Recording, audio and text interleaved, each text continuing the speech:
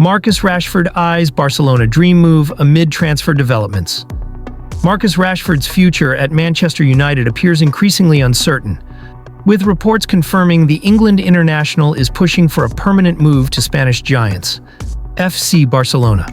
The 27-year-old forward, currently on loan at Aston Villa, has reportedly made his final decision about leaving Old Trafford this summer and is working to facilitate a dream switch to the new camp.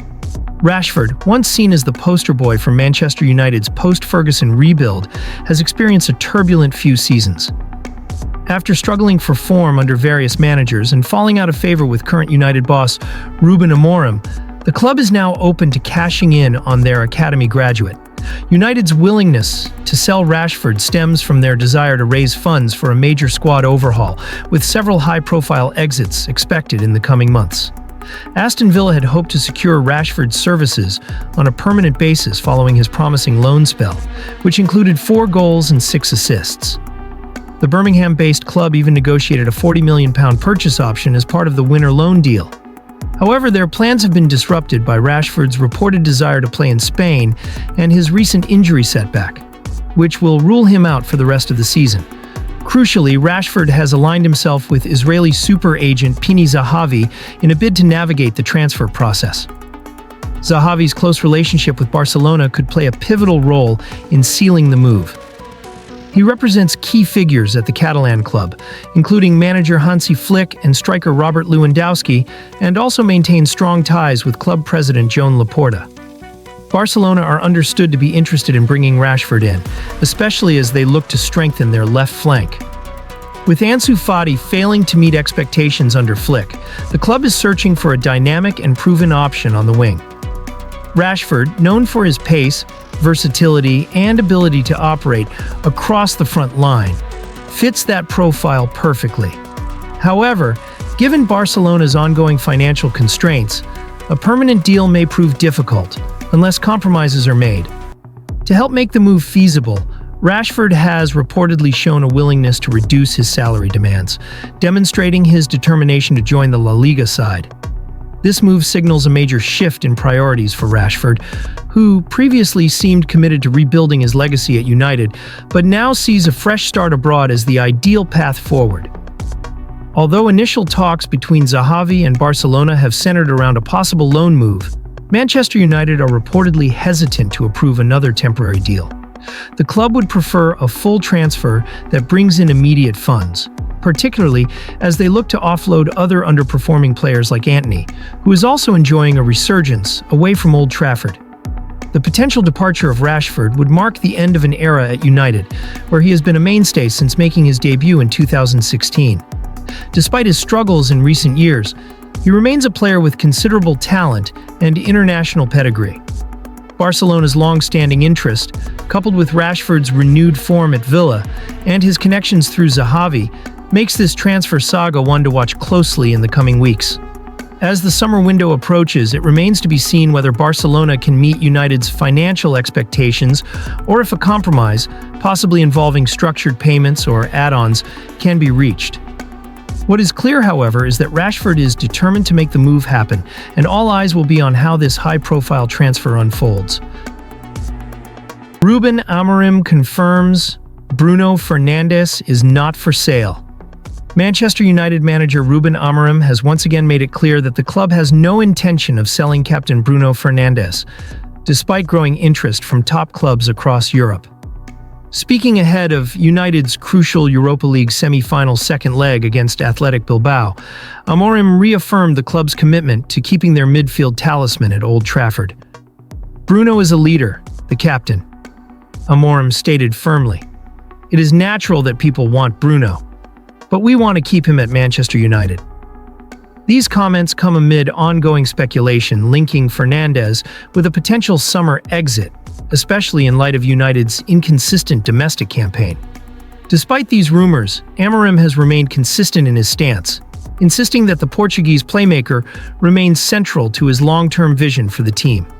The 29-year-old midfielder has been a standout performer for United since joining from Sporting CP in January 2020.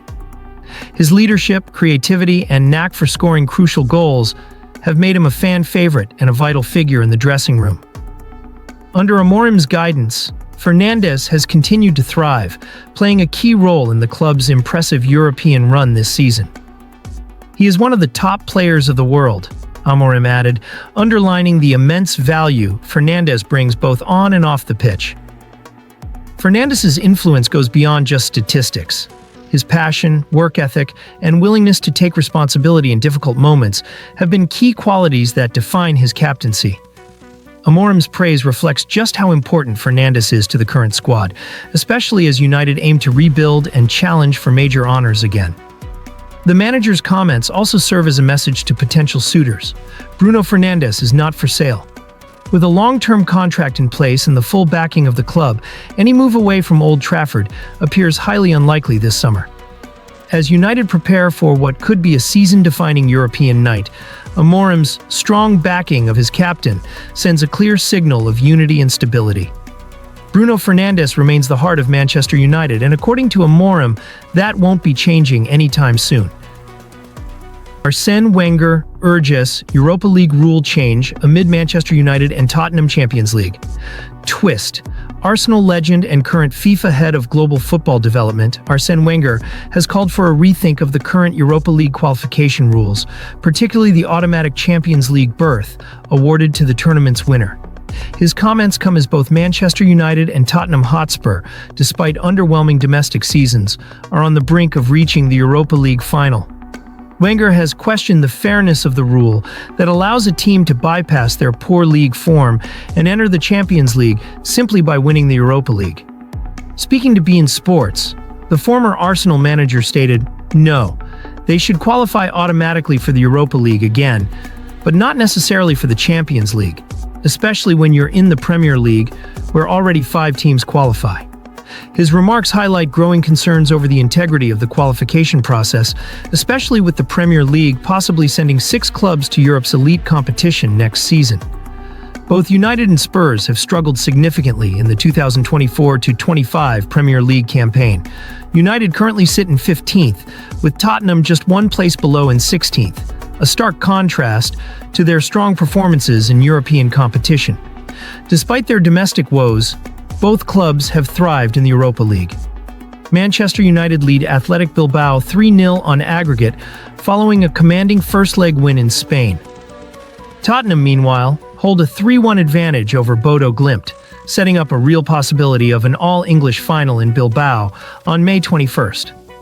The root of Wenger's concern lies in the contrast between domestic failure and potential European reward. In his view, granting Champions League entry to a Europa League winner undermines the qualification earned by consistent league performance. This is especially contentious in a league like the Premier League, which already has substantial representation in the Champions League due to its UEFA coefficient. England has already secured an additional spot for next season's tournament, increasing the number of qualified teams to 5. If either United or Spurs win the Europa League, that number could jump to 6.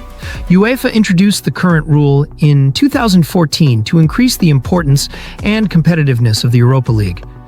The lure of Champions League qualification was intended to attract stronger teams and boost the tournament's profile.